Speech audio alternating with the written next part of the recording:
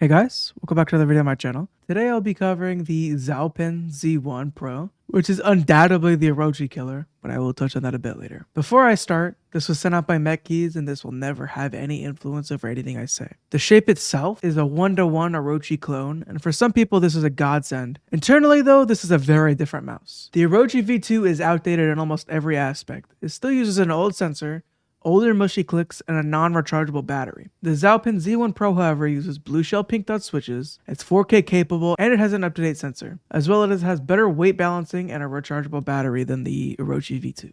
But even with all of those pros, this mouse just isn't for me.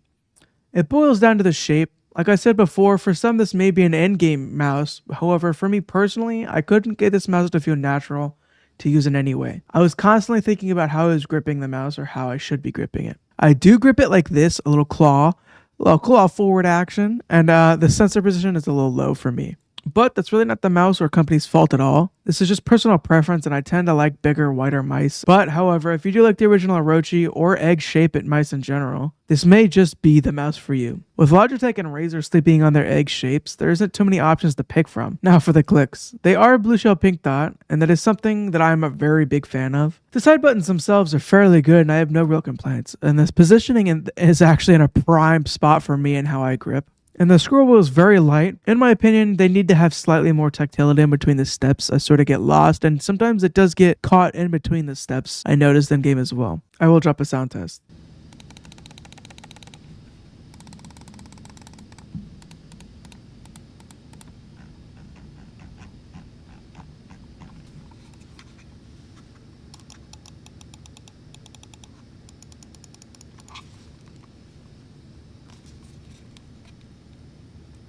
Another small gripe I had was the sensor position. Normally I don't care too much about this, but it is something I did notice. For how I grip, the sensor is really far backward, and I wish it was slightly more forward. I did notice that in game, and it did bother me a little bit. I got used to it, however. That's just something I had to speak on a little bit. The weight balancing is slightly back heavy, but in hand you really cannot feel this or differentiate this at all. I did not notice any weight balancing issues in game, and this did not bother me.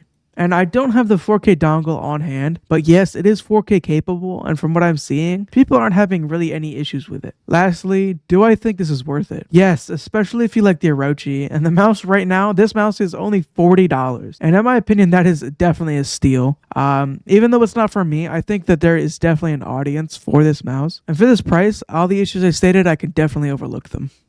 For $40, 4K capable, this is a very, very good mouse. Now that should be it for the video. If you did like it, please like and sub.